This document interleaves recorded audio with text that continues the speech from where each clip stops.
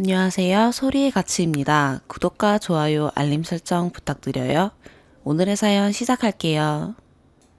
첫 번째 사연입니다. 이제 남편이라는 단어를 쓰는 것도 더러운 그놈이 어떻게 법적 배우자를 농락했는지 낱낱이 밝혀봅니다.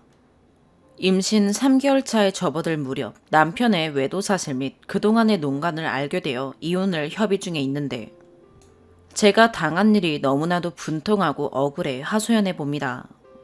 남편과 결혼한 지는 2년이 안 됐고요. 외국에서 오래 살다 남편을 만나 친구도 없는 한국으로 시집 오게 되었습니다.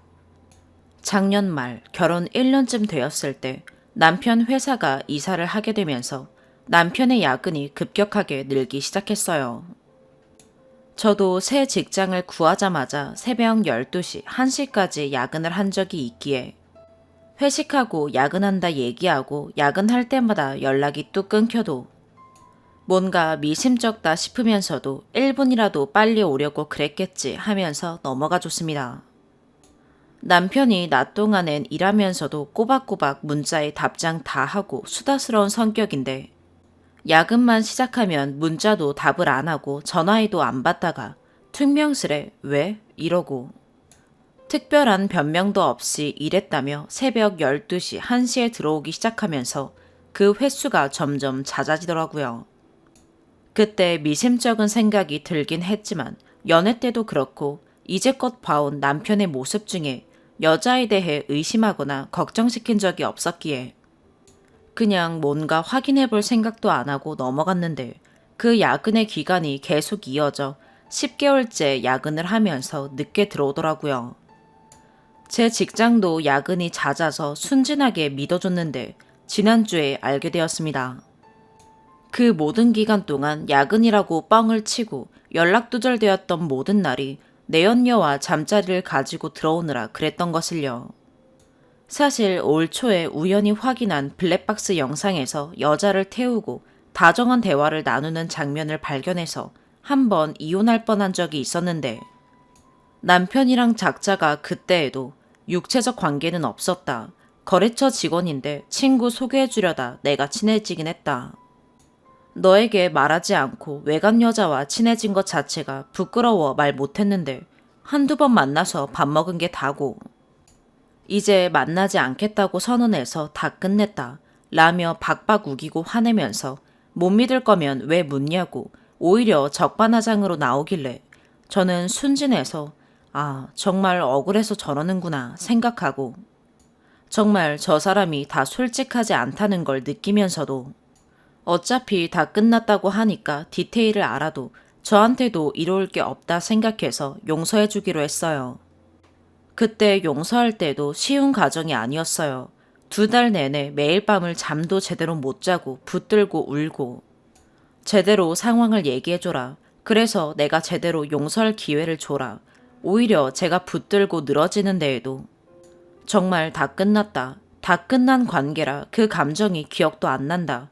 정말 한순간의 판단 미스였다. 등등 회피하기만 해서 이혼하자고 말했었는데 남편이 붙잡았어요. 제대로 노력해보지 않은 것 같다.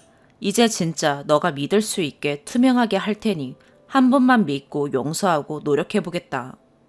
그래서 정말 고통스럽게 거에게 부부 상담 치료도 다니면서 겨우겨우 신뢰를 회복했는데 정말 이 악물고 미심쩍은 부분 더 이상 캐내지 않고 믿어줬는데 알고 보니 그때 저에게 상대방이 거래처 직원이라고 말했던 것도 거짓말이었고 작년 말부터 꾸준히 만나온 사람은 본인 회사 생산직 직원이었고 저한테 걸렸을 때 거래처 직원에게 실시간으로 카톡을 하면서 다 끝난 관계임을 보여줬었는데 세상에 그것도 사람을 돈 주고 고용해서 제 앞에서 그 사람과 정리한 것처럼 속였더라고요. 그렇게 고통스러운 과정을 지 앞에서 같이 겪으면서 피눈물을 흘리며 용서를 하고 본인이 나를 잡아서 다시 신뢰를 쌓자며 투명하게 하겠다고 해놓고 그때에도 내연녀랑 끊지 않았고 그 이후로 제가 임신을 하게 되었는데도 애기 심장 소리를 듣고도 그 관계를 지속했더라고요. 임신 7주 차에 제 여름 휴가 기간을 하루 짧게 속여서 남은 하루에 저한텐 출근하기 싫다 징징거리며 나가서 그 여자랑 하루 종일 저를 달래준다고 데려갔던 카페에 데려가고 낮부터 모텔에서 뒹굴었더라고요. 이 모든 걸 어떻게 알았냐. 입덧이 심해서 뭘 잘 못 먹는 와중에 소고기가 땡겨서 같이 정말 행복하게 저녁을 먹고 들어왔는데 남편이 술에 취해 유튜브를 크게 틀어놓고 자더라고요. 저 자는데 소리가 시끄러워 꺼주러 갔다가 요즘 들어 올 초에 있었던 일이 자꾸 찝찝하게 마음에 남아서 그냥 딱 카톡 목록만 확인하고 불안함 털자는 마음에 카톡을 열었는데 남편이 방금까지 카톡을 하다 잤는지 방이 딱 열리더라고요. 카톡 이름은 남편 친구인데 프로필 사진도 여자고 대화 내용이 이상해요. 고등학교 친구랑 대화인데 너를 만난 게 선물이라는 둥, 내가 1년만 어렸어도 너랑 8년을 만났다는 둥, 너에게 더 믿음을 주고 싶다는 둥. 이건 아니다 싶어서 카톡에 등록된 번호를 남편 폰에 찍어봤더니 여자 이름이 뜨더라고요. 작년 말에 남편의 가장 친한 친구에게 소개시켜줬다는 사람이었어요. 그때 소개시켜줄 때도 남편이 친구랑 잘 안 됐는데 지 친구가 마음에 안 들어 하면서도 여자애랑 잠자리를 가졌다고 미안하다며 밥이라도 사야겠다는 헛소리를 하길래 제가 너가 관심 있는 거야? 왜 네가 밥을 사? 웃기는 소리 하지 마. 하며 화내고 신경 썼던 앤데 정말 여자의 촉이란 너무 허탈하더라고요. 바로 여자한테 전화 걸어서 내가 그 사람 와이프다. 임신한 거 아냐 했더니 화들짝 놀라면서 이혼남이라고 알고 있었다며 남편이랑 언제 만났는지 잠자리는 가졌는지 다 얘기해 주더라고요. 이 여자도 작년 말에 만났을 땐 유부남인 줄 알고도 잠자리를 가진 똑같은 여자인데 얘기를 들을 당시엔 본인한테 불리할 얘기도 줄줄 해주고 본인도 속았다길래 동정심도 가졌었는데 얘기를 들어보니 여자애도 남친이 있으면서 남편이랑 처자고 돌아다닌 똑같은 더러운 여자더라고요. 입덧도 심한데 진짜 너무 충격적인 얘기를 들어 어질어질한 와중에 너무 감당이 안 돼요. 그냥 모른 척할까 생각도 했었습니다. 근데 한 번 걸렸었음에도 더 투명하게 믿게 해준다는 거짓말로 속이고 야근할 때마다 본인 컴퓨터에 실시간 시간이 보이게 사진 찍어 보내고 늦어도 8시, 9시엔 꼬박꼬박 들어왔는데 주에 한 번은 만나 밥 먹고 불과 며칠 전 휴가 때 만나서 잤다고. 알고 보니 컴퓨터 모니터도 그 여자 만나는 날이면 시간을 조작해서 미리 사진을 찍어놓고 그 시간에 맞춰 저한테 사진을 보내 야근하는 것처럼 보이게 했더라고요. 충분히 그러려면 그럴 수 있다는 걸 알긴 했지만 귀찮아서라도 그런 짓 안 할 거라 믿었는데 정말 저에게 만들어서 보여주지 못할 허상이 없는 사람이었어요. 그 여자랑 하루 종일 같이 있었다는 휴가날도 저한텐 출근한다 해놓고 하루 종일 저한테 문자를 했는데 회사에서 어떤 일이 있었는지 점심 메뉴는 뭐였는지 점심 먹고 쉰다며 의자에 누운 사진까지 보냈고 15분, 30분 간격으로 제가 답이 없어도 문자 꼬박꼬박 했던 기록을 보면서 입이 다물어지지 않았어요. 아니, 이렇게 치밀하게 속이면서까지 만나야 했던 사람이면 차라리 올 초에 나한테 들켰을 때 솔직하게 말하고 이혼해달라고 하지. 뭘 이렇게 사람을 끝까지 바보로 만들고 비참하게 만든 건지. 근데 또 그 다음날 그 여자랑 삼자대면을 하는데 그 여자가 제 앞에서 묻더군요. 자기는 상처받아도 상관없으니 갖고 논 거면 말해달라고요. 왜 애기도 있으면서 자기한테 미래를 암시하는 말을 했냐고 묻더군요. 그랬더니 남편이란 새끼가 제 앞에서 그 여자에게 갖고 논 거 아니라더군요. 갖고 논 거였으면 진작 그만뒀다고 이 사람이 있는 데서 감히 얘기하는 거라며 그 여자에게 진심을 고하더군요. 저를 얼마나 바보 등신으로 취급하면 그럴까요? 그래놓고 그 여자 떠나고 나니 저를 목숨 걸고 붙잡더라고요. 나 너랑 같이 살 이유 하나도 없고 너 내 앞에서 그년한테 진심도 고백했으니 난 나가겠다. 이혼이다 하며 친정으로 가려는데 집 못 사게 하고 그런 거 아니다. 너한테 더 진심이다. 돌아오려고 했다. 끊으려고 했다. 라며 말도 안 되는 소리로 잡더라고요. 결론은 그렇게까지 치밀하고 교활하게 와이프를 남한테도 그렇게 하면 욕처먹을 짓을 2년을 매일매일을 같이 산 와이프에게 해놓고 뻔뻔하게 붙잡는 그놈을 뿌리치고 친정으로 왔어요. 그렇게 눈물을 흘리며 하루 종일을 붙들길래 전 저에게도 진심이 있는 줄 알았습니다. 그래서 저를 잃은 것에 후회가 참회가 있는 줄 알았는데 저 내려온 다음 날 마음 정리 다 했다고 더 이상 저에겐 어떤 의무도 권리도 없다며 연락하지 말라더군요. 지가 외도를 저지르고 결혼 생활을 파탄내놓고 어쩜 지가 더 당당한지. 저런 사람의, 아니 사람도 아닌 짐승만도 못한 놈의 민낯을 더 늦기 전에 알고 관둘 수 있었음에 더 깊어지는 거짓말에 순진하게 속아 인생을 낭비할 뻔했는데 이렇게라도 알아서 너무 다행인데. 저는 믿어준 죄밖에 없는데 이렇게 배신감에 치를 떨어야 하는 사실이 너무 억울해서 두서없는 글을 써봅니다. 마음 같아서는 저 사람이 얼마나 비열한 두 얼굴을 가졌는지 직장에도 지인들에게도 낱낱이 알리고 싶지만 똑같은 인간이 되기 싫어 이곳에 하소연해봅니다. 정말 평범하고 조용했던 저 같은 사람의 삶에 이런 일이 있을 줄 상상도 못했어요. 내 생에 가장 가까운 사람에게 가장 큰 배신을 당하고 나니 정신이 잘 안 차려지네요. 가해자는 벌써 자기 죄책감 다 털고 회사도 멀쩡히 잘만 다닙니다. 그래서 저도 그런 짐승만도 못한 새끼를 잊고 빨리 이겨내고 싶어 글을 써봅니다. 같이 욕 좀 해주세요. 그런 자식의 말을 그대로 믿고 미심쩍은 부분이 있음에도 그걸 캐내지 않고 믿어주는 선택을 했던 제가 잘못한 거 아니죠. 그런 신뢰를 보여주면 정신 차리고 제대로 된 삶을 살아야 하는 게 정상적인 인간인데 그걸 더 이용해서 더 치밀하게 속여온 그 자식이 벌받을 거겠죠. 올 초에 야근이라 속이면서 그 여자랑 자고 다닐 때도 카톡 프로필 사진에서 결혼 사진만 골라서 싹 지웠길래 너 나랑 결혼한 게 부끄럽냐? 왜 결혼 사진만 지웠냐? 따졌더니 별 의미 없이 그냥 다 지운 거라며. 너랑 나랑 결혼한 걸 누가 모르냐? 누가 프로필 사진에 관심 갖는다고 이런 걸로 난리냐? 내가 그렇게 너에게 신뢰를 안 준 거냐며. 지가 하고 있던 짓에 대한 죄책감 하나 없이 오히려 절 신경과민 등신 취급하며 가스라이팅도 하던 사람이에요. 실제로 자기가 이혼남 행세를 해야 돼서 지워놓고 너무도 뻔뻔하게 오히려 저에게 문제가 있는 듯 덮어씌우며 예민하다며 제 입을 막으면서 자기 잘못에 대해 교묘히 빠져나가던 소름 돋는 사람입니다. 이런 사람에게 속아 평생의 동반자로 믿고 아플 때 돌봐주고 미심쩍은 것도 다 묻고 믿어준 내 노력과 내 가치들이 너무 아까워요.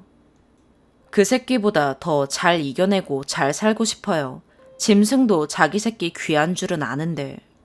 자기 애를 가진 임신한 와이프를 저런 식으로 속이면서 산 새끼. 저런 잘못을 저질러 놓고도 벌써 자기 죄책감은 다 털고 멀쩡히 살아가는 거 같이 보이지만 언젠가 더 처절히 망하겠죠. 두 번째 사연입니다. 남편이랑 7살 차이 납니다. 시아버지는 늦게 아들을 낳아서 80대입니다. 그래서 저랑은 할아버지 손녀뻘 정도 나이 차이가 납니다. 결혼은 스몰 웨딩으로 가족 사진만 찍고 끝냈어요. 저는 부모님 돈 허투루 쓰기 싫었고 부모님은 결혼식 하자고 오히려 더 난리셨지만 제가 거부했어요. 남편은 부모님이 연로하시고 경제력이 없으셔서 본인이 다 알아서 해야 했어요. 서로 뜻이 맞아 아무 지원 없이 스스로 결혼 생활하고 있어요. 둘이 여행하다가 만났고 앞으로의 인생에 대한 뜻이 맞아서 결혼했는데 문제는 이혼하고 홀로 계신 시아버지입니다. 그동안 혼자서 농업 관련 사업 하신다고 해서 남편이 신경 쓸 것 없다고 했는데 알고 보니 남편이 해마다 농번기 때 미천을 다 지원하고 있었고 노동력도 지원하고 있었습니다. 작물 특성상 한철 작업하고 1년을 파는 것인데 알고 보니 아버님이 남편에게 미천받아서 작업하고 결과물을 1년간 파셔서 생활비로 쓰고 계셨어요. 고로 남편은 미천되고 노동력되고 이익은 없는 것이지요. 그렇게 10년 넘게 하다가 결국에는 폐업을 했습니다. 목돈이 1년에 500에서 1000만 원씩 꾸준히 들어갔지요. 그리고 아버님 생활비, 시골에서 거쳐 옮겨 다니는 비용도 다 남편이 대고 있었습니다. 그러다 땅 주인이 나가라고 해서 사업 정리했습니다. 몇 년 전 이익이 없는 장사에 폐업한 것이 참 다행이었습니다. 시골집 임대로 사시던 아버님 땅 주인이 나가라고 해서 길거리에 나앉게 생겨서 남편이 저와는 상의 없이 보증금에 월세 들여서 이사를 시켜드렸습니다. 그리고 주기적으로 저 몰래 용돈도 다 드렸고요. 노인이시고 경제력이 없으시니 부모 봉양하는 것에 대해서는 딴지 걸고 싶지 않고 당연한 것이라 생각합니다. 문제는 상의 없이 일을 진행하는 것이 문제라고 생각합니다. 그래서 남편에게 아버님에게 들어가는 모든 돈과 일어나는 일들을 나에게 먼저 알리는 것이 우선이다 말하고 설득해서 요즘은 완전히 좋아졌습니다. 저는 친정 부모님이 집도 있으시고 노후도 나름 준비하시고 돈도 벌고 계시고 오히려 아끼고 아껴서 자식들 돈을 주시는 분들이고 기념일 때마다 용돈 주시고 차 사라고 돈도 주시고 집 대출금도 갚으라고 돈도 마련해 주셨습니다. 사실 남편도 친정 부모님과 향후에는 같이 살고 싶어 합니다. 한 번을 사위 욕도 안 하고 좋아하시고 칭찬하시고 든든하다고 좋아하십니다. 그리고 아들만큼 잘해주십니다. 결손 가정에 큰 남편은 오히려 본인이 친정을 명절 때마다 휴가 때마다 가고 싶어 하고 우리 가족과 잘 지내고 편안하게 생각합니다. 그리고 친정 부모님도 오히려 자기 아들처럼 시아버지 문제에 대해 가슴 아파하십니다. 시아버님은 현재 자력으로 사실 수 없는 분이고 몇 해 전에 기초생활보호자 등록해드리고 사실 부양 의무는 없지만 아들이 연을 못 끊어서 계속 도와드린 것입니다. 참고로 시아버님은 남편이 어릴 때 이혼하고 처자식 버리고 본인이 원하는 삶 살고 싶어서 떠나서 오래 생활하시다. 아들이 다 크니까 일손 보태달라고 연락해서 연을 다시 맺게 된 것입니다. 그리고 남편의 다른 형제는 아버님과 연을 끊고 삽니다. 시아버님에게는 아들이 비빌언덕이 되니 근 10년 넘게 시아버님은 아들이 지갑이고 일꾼이고 머슴이더군요. 결혼하고 나니 그 마인드가 저에게도 영향을 미치고요. 제가 본인의 수발드는 사람인 줄 아시고 본인의 손주를 생산하는 애 낳는 사람이고 그리고 맞벌이로 일하는 제 직장을 정말 함부로 생각하시고 근무 시간에 전화를 하는 통에 진짜 고생했습니다. 아들과는 1분도 통화하지 않는데 저와는 계속 소통하고 전화하고 잔소리하고 훈계하고 하십니다. 그래서 너무 힘들어서 꼭 남편과의 싸움으로 번집니다. 그동안 가족 버리고 소통 없이 사셨던 외로운 마음이 저로 인해 댐 터지듯 터져서 저랑 대화로 만리장성 쌓으려고 하시니 회사에 눈치 보여 미치는 줄 알았습니다. 전화 안 받으면 화내고 혼내고 그래서 전화 고장난 김에 전화번호 바꾸고 아버님 차단했습니다. 이유는 남편에게 말하고 아들 통해서만 잠깐 통화했고요. 그 짧은 순간에도 저에 대한 비난과 아들을 괴롭힌다는 둥, 너 때문에 아들이 대운이 안 들어서 돈을 크게 못 번다는 둥, 너가 밭이 안 좋아서 애가 안 생긴다는 둥, 별별 이야기를 아무렇지 않게 하시더군요. 80세가 넘으신 분이니 저희 할머니 뻘이시니 그냥 노인이라 그런가 보다 해도 진짜 화나고 상처받고 매번 싸우고 울게 되더군요.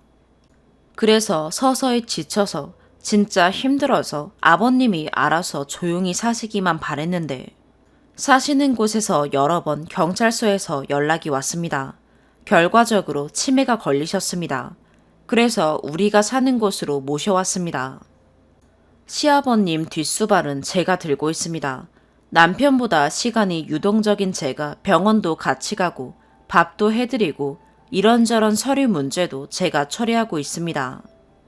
남편이 아버님과는 절대 같이 살 수 없다고 해서 근처에 원룸을 구해드리고 수시로 드나들면서 수발해드립니다.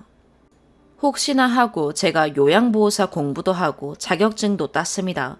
치매는 여러 가지 트러블이 시시각각 일어납니다. 비가 오는 날은 증상이 심해져서 별의별 일도 다 일어납니다.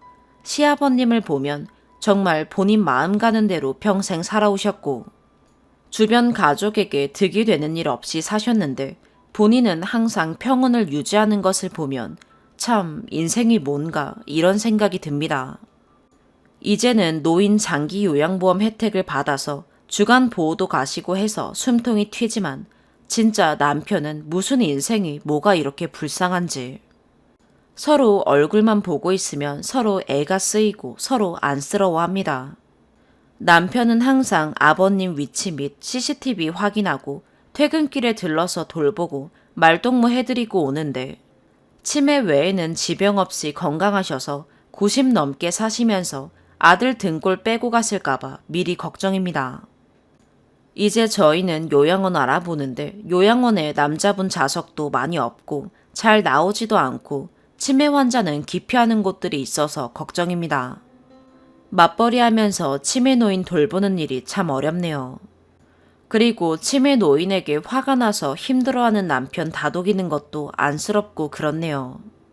그나마 아버님이 치매 전에 저에게 막말하시던 것은 없어져서 그나마 그게 위안입니다. 추가, 저와 남편 사이를 안 적었네요. 남편은 심성이 곱고 성실하며 인격적으로 참 좋은 사람입니다. 제가 그 부분에 반했습니다. 또 외모도 반듯합니다. 나이차가 많이 나지 않을 정도로 동안이기도 합니다. 저는 나름의 결혼 생활에 대한 방향성이 있어 같은 취향을 가진 남편을 선택하였습니다.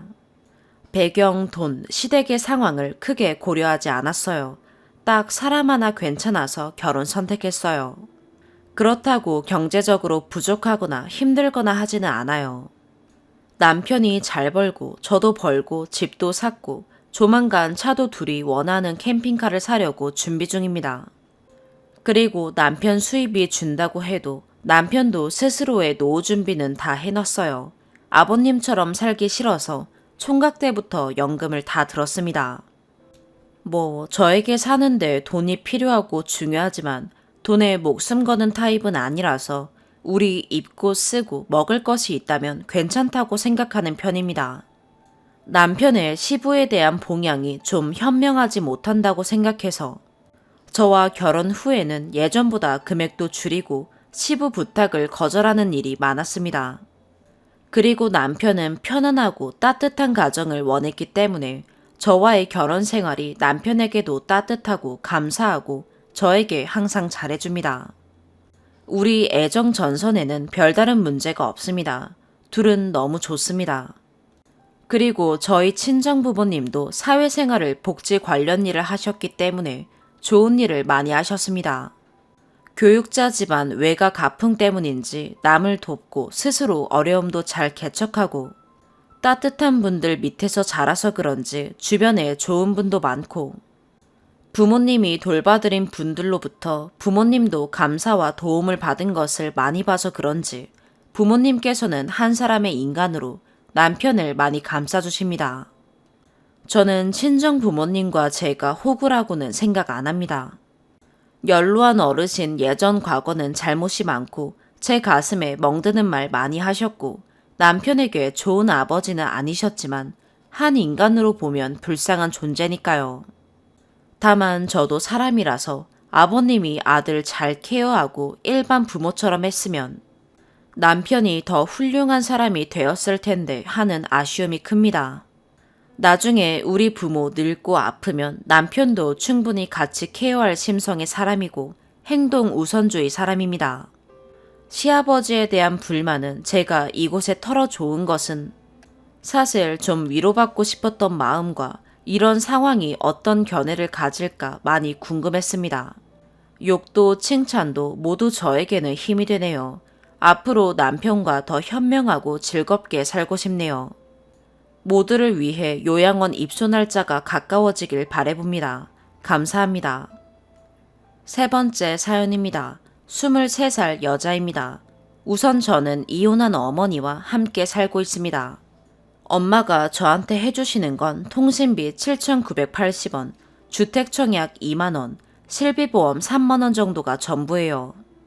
이 외에 저한테 들어가는 돈, 예를 들어 학비, 책값, 교통비, 식비, 옷값 등등 다 제가 알바해서 번 돈으로 쓰고 있습니다. 학비는 국가장학금 받고 성적장학금 받아서 돈이 얼마 안 들긴 합니다.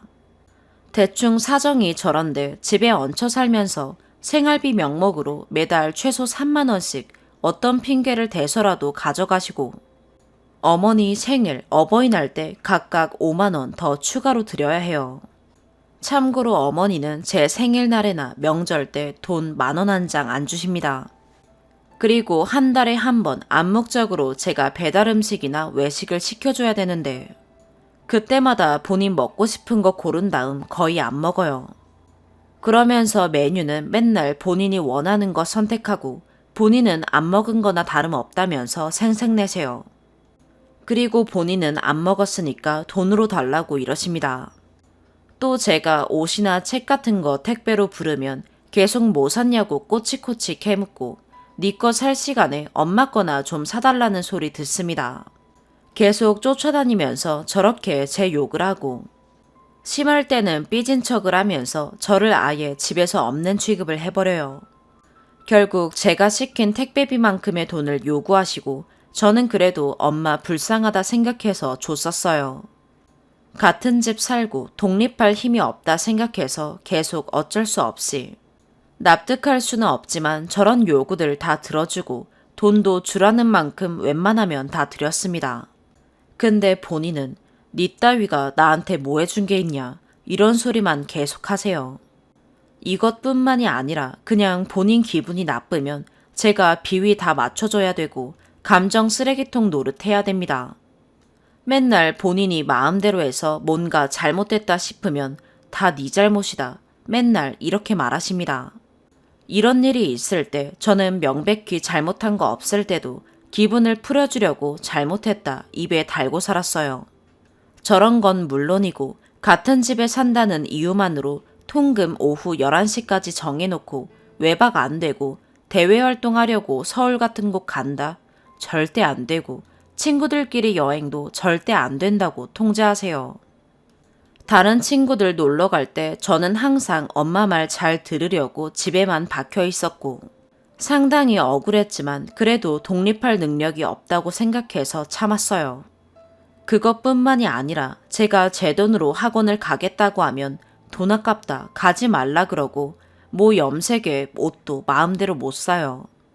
그 돈 쓸 생각 있으면 본인 용돈이나 주라고 계속 쫓아다니면서 못 입게 하고 염색도 못하게 하고 계속 안 된다 하지 말라 이렇게 통제를 하세요. 제가 지금 사는 지역 내를 혼자 벗어나는 것도 절대 용납을 못 하십니다. 비행기도 본인 동행 없이는 혼자 못 타게 하고 여행도 본인 동행 없이는 위험하니까 계속 가지 말라고만 하면서 막아요. 대학도 지역 내, 대학 취업도 지역 내에서 아무 곳이나 취업해서 본인이랑 평생 같이 살아야 되고 취업하면 또 생활비 달에 얼마씩 달라고 벌써부터 그런 말 하십니다. 너는 엄마한테 평생 효도하고 살아야 된다. 아빠랑 이혼하고 본인이 얼마나 힘들게 너를 키웠는데 내 요구를 들어주지 않으면 너는 무조건 불효녀고 천하의 나쁜 자식이다. 이렇게 생각하세요.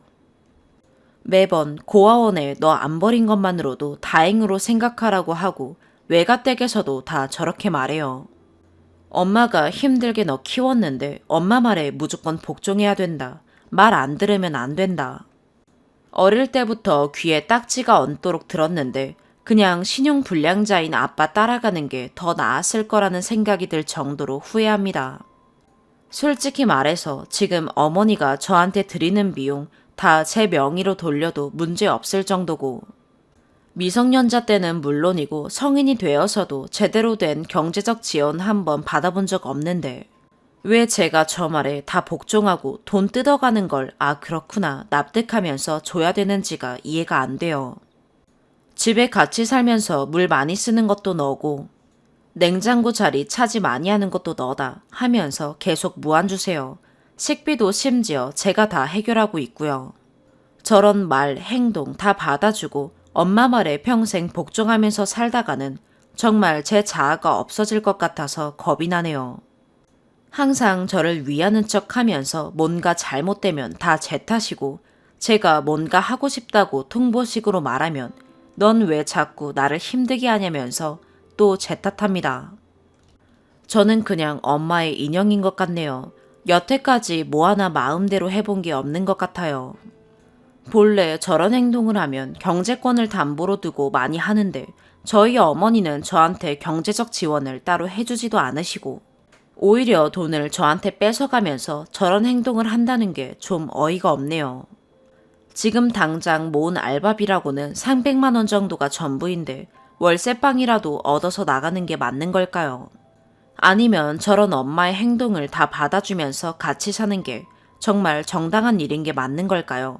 마음 같아서는 연 끊고 아예 독립하고 싶지만 제가 아직 대학생이고 알바로 생활하고 있는지라 가능할지 모르겠네요.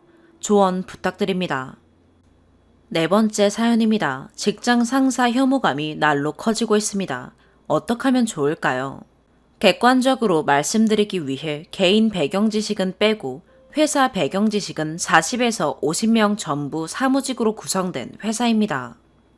경영지원팀으로 회사가 작다 보니 회계, 재무, 총무, 격리 다 하고 있고 총 3명이며 부서장이긴 하나 직급은 과장인 과장 5년차 상사 A와 과장 1년차인 저 그리고 사원 B로 전부 여자입니다.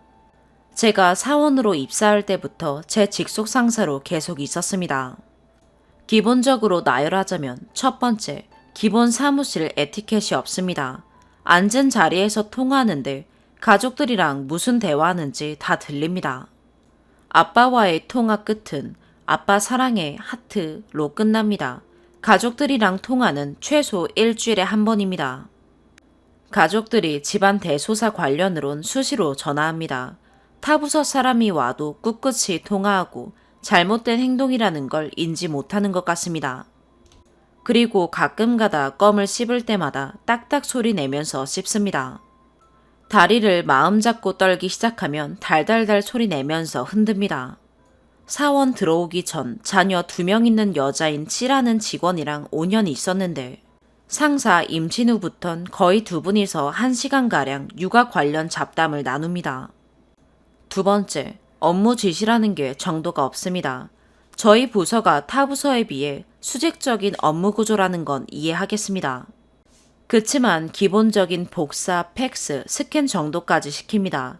한 번씩 양 많고 바쁘면 시킬 수 있습니다. 하지만 그런 거 상관없이 A4 한 장짜리까지 시킵니다. 참고로 타 부서장들은 본인들이 알아서 합니다. 한 번씩 본인이 하긴 하나 이 정도는 시켜도 되겠지 라는 베이스는 항상 깔려 있습니다. 체중이 급격하게 불어서 그런지 기본적으로 움직이질 않으시고 본인 개인 출력기는 있어서 출력물은 안 시킵니다. 세 번째, 출산휴가, 육아휴직, 연차, 재택근무 등 잦은 자리 비움. 물론 저도 여자니까 출산휴가, 육아휴직은 이해합니다. 그래도 A, C에 비해 일을 더한 적이 있다면 임신 중 단축근무 포함해서 A는 출산휴가 1번, C는 출산휴가 2번. 저도 임신 가능성 있는 여자니 100번 이해하지만 3명이고 하니 체감도는 훨씬 컸습니다. 위에 거는 그러려니 하지만 그 외로 다른 병들로 일주일씩 입원을 많이 합니다. 재택근무도 타 부서장은 아무도 안 가는데 전 부서 순위 나열해도 탑3에 들 정도로 많이 가시고 저희 한 번 갈 동안 혼자 3번 가십니다. 물론 가도 되죠. 가도 되는데 가는 절차가 B라는 사원한텐 회사에서 서류 볼 업무가 많으니 가지 말라고 하시고 제가 업무로 출근하겠다고 하면 본인이 바로 재택 들어간다 하시고 제 재택근무 날 급 백신을 맞으시더니 내일 출근하냐 연차 쓰냐 물어보니 재택 바꿔주겠다는 걸로 해석하더니 바꿔주겠냐 물어보십니다. 본인 재택근무일까지 해서 또 연달아 가시고요. 심지어 업무 시작 시간에 연락 없어서 전화해서 깨웠습니다. 네 번째, 권한 남용. 1차 사건은 한 뼘 크기의 서류를 혼자 막 정리하시더니 그 이후로 손목이랑 팔이 아픈가 봅니다. 회사 일을 하다 다친 거니 개당 7, 8천 원씩 하는 근육용 테이프를 비직원 보고 법카로 사달라고 하십니다. 처음엔 그러려니 했는데 거의 몇 달을 사셨습니다. 심지어 휴일 때도 써야 하니 넉넉하게 사달라고 하십니다. 타 부서도 짐 드는 일 많습니다. 근데 고작 사줘봤자 파스 놔두고 하나씩 꺼내 쓰는 게 다입니다. 그 이후로 얼마 안 가 2차 사건이 발생했습니다. 혼자 화분 정리를 하셨나 봅니다. 원래 20대 때 허리 디스크 전력이 있으신데 허리가 많이 아프셨나 봅니다. 병원에서 일주일 입원하라고 했다더군요. 아무도 본 사람은 없고 혼자 정리하셨지만 회사 화분 정리하다 그랬으니 3일 정도 연차를 써야 하는데 그냥 재택근무로 돌려달라고 대표님께 요구했습니다. 안 들어주면 공상 처리하겠다고 엄포하고요. 타 부서한테 갑자기 재택한다 하면 욕 얻어먹으니 연차 쓰는 걸로 공표했더군요. 착한 혹은 호구인 대표가 또 알겠다고 했습니다. 참고로 평소에 다른 사람들이 일로 다치면 조심하라고 했는데 안 했다고 잔소리 시전 및 공상 처리 위한 사고 경위서 작성을 요구합니다. 그리고 중간중간 업무 시간에 병원에 가며 2주일 일하고 허리가 안 좋은지 금요일에 바로 돌아오는 월요일부터 한 달 동안 육아휴직을 쓰겠다고 하더라고요. 육아휴직하고 병원 2주 입원하겠다는 계획이었습니다. 결론은 또 회사 일로 그런 거니 한 달 육아휴직 쓰긴 하지만 급여, 상여 일부분을 요구합니다. 급여 체계가 급여, 상여 나뉘어져 있습니다. 육아휴직 쓰기 하루 전날에 육아휴직 쓴다고 하고 인수인계도 제대로 안 했으면서 말이죠. 급한 용무 있으면 원격으로 일하겠으니 부분급여 달라고 하는데 대표가 또 알겠다고 하는 겁니다. 이건 진짜 얼척이 없습니다. 이 사실을 대표와 상사 저 3명밖에 모른다는 것도 더 화납니다. 그러고 한 달 뒤에 돌아왔는데 시술하고 흉터가 생겼는지 흉터 치료제를 만만한 C한테 약 살 때 사달라고 은근 말하길래 이건 제가 중간에서 커트 쳤습니다. 5번째, 좋아요 부탁. 상사 남편분은 직장 CC로 만났었고 저도 같이 일했었습니다. 현재는 퇴사한 상태이고요. 남편분이 인터넷 도매 사업을 2년 전부터 시작했습니다. 구매자가 후기글을 올리면 후기글을 공유해서 저희한테 좋아요와 공유를 부탁하십니다. 남편분도 아는 사이니 처음엔 선의로 해줬습니다. 근데 거의 2년 넘게 3명 단톡방에 업무 시간, 퇴근한 이후, 주말, 시간 상관없이 올리십니다. 좋아요와 공유 눌렀는지 확인은 안 합니다. 안 해도 잊을만 하면 올리시는데 단톡방을 나갈 수도 없고 미치겠습니다. 한 번은 업무일로 A한테 한 소리 들은 상태였는데도 A는 그런 거 무시하고 공유했습니다. A는 그냥 남편한테 전달받으면 아무 생각 없이 전달하는 것 같습니다. A는 아무 생각 없는데 저만 열나는 게 더 화나는 것 같습니다. 6번째, 본인 취미생활에 개인 시간을 뺐습니다. 어느 날 본인이 속눈썹 파마를 배우고 있다고 하더라고요. 혼자 엄청 열심히 얘기하시더니 결론은 속눈썹 파마 연습하게 대상이 되어달라는 겁니다. 저는 렌즈 공포증이 있고 라식할 때 너무 무서웠다. 눈 엄청 떤다고 계속 거부했습니다. 하지만 거부해도 본인 가족, 친구, 심지어 남편도 해서 연습 대상이 없다고 몇 날 며칠을 부탁하더라고요. 결국 알겠다고 하고 퇴근하고 같이 갔습니다. 가니까 학원도 아니고 원룸에서 가르쳐주는 거였습니다. 누웠는데 쌤이랑 두 분이서 얘기하시면서 제 속눈썹 평가 및 눈 엄청 떤다고 웃으면서 말하고 눈 감고 하는 작업도 아니고 강제 오픈으로 1시간 30분을 눈앞에 상사 얼굴을 보며 숨소리를 공유했습니다. 이건 편한 사이라고 해도 부담스럽지 않나요? 끝나고 속눈썹 영양제 시가 2만 원이라며 주시는데 받고 싶지도 않고 2번 하고 싶지도 않았습니다. 그래도 전 같은 지역이라 양호한 편입니다. 근데 사원 B는 A 상사 집이랑 차 타고 30분 거리입니다. B는 제가 했으니 계속 거부할 수도 없고 억지로 그것도 주말 오전에 오라 해서 갔습니다. A 상사랑 원룸이랑 차 타고 5분 거리인데 심지어 A 집 앞에 태우러 오라고 했다더군요. 결국 사원 B까지 속눈썹 파마를 하고 나서야 잠잠해졌습니다. 싫다고 거부 의사를 명확히 밝혔고 업무 시간도 아닌 개인 시간까지 왜 부탁하는지 모르겠습니다. 본인은 속눈썹 파마라는 선의일 수도 있습니다. 하지만 저희 입장은 하나도 생각 안 하십니다. 7번째, 타부서 사람들이 손절. 평소 업무일로 A가 타부서랑 말하면 말이 안 통한다고 합니다. 했던 말 또 하고 결국 도돌이표 얘기를 계속 하십니다. 이건 저랑 업무 트러블 생길 때도 똑같습니다. 피드백을 해서 앞으로 어떻게 하겠다라고 결정 지으면 끝나는데 얘기하다 보면 또 혼자 원점에서 얘기하고 있습니다. 상대방 의사를 들을 생각이 없는 것 같습니다. 본인 입으로 눈치 없다고 말하고 다니시고 눈치 없는 행동하면 저한테 얘기해달라고 하십니다. 결국 타부서 사람들이 A랑 말 안 통한다고 자꾸 만만한 저한테 결정 권한도 없는데 업무 요청합니다. 8번째, 내로남불. 결국엔 대표가 다 알겠다고 하니 제가 뭐라 할 순 없죠. 근데 결국엔 생각하니 상대적 박탈감이 너무 심해서 이 지경까지 왔습니다.